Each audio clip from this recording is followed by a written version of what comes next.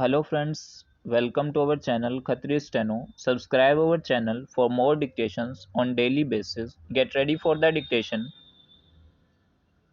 Mr. Speaker Sir, a week ago today, I returned to Delhi after visiting many countries and many great cities in the West, and meeting many leading personalities.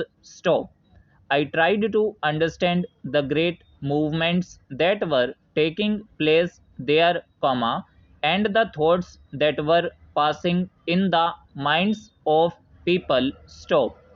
Even more so, I tried to understand what image there was of India in the minds of the people I met in Europe. Even as I watched something of the stuff of history being made in Europe, I wanted to know how far the history we might be making here was reflected in the minds of the European people. I found they were greatly interested in what was happening in India, because they felt it was something very significant, something that would not only change India but affects other countries and continents. From that distance, I thought of our work here, of the great problems that face us, and the responsibility of this parliament in making the history of India.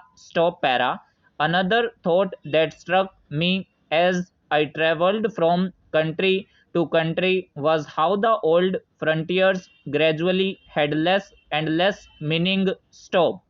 Within an hour or two, I travelled from the capital of one great country to the capital of another. It seemed to me that despite the many unsolved problems and conflicts, the idea of national frontiers had become less and less important in the modern scheme of things.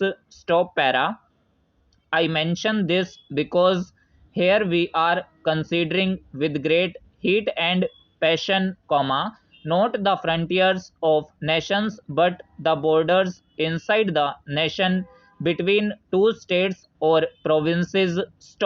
If the frontiers of nations have become relatively less important than they were, and if in the course of a few years they may almost be ignored for many matters, how much less important are these problems of state boundaries which we considering.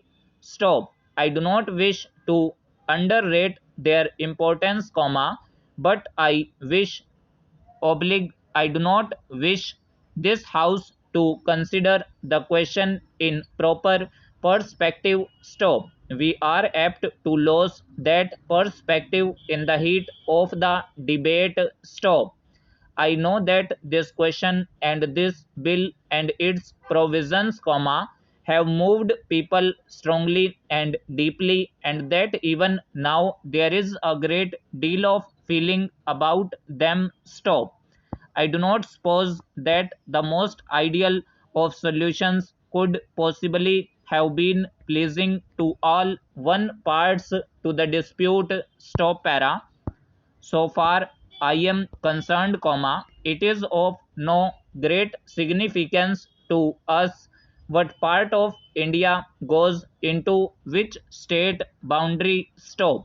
We must of course decide which course is more desirable, but in the ultimate analysis, it does not make much difference from the government's point of view where one little part goes.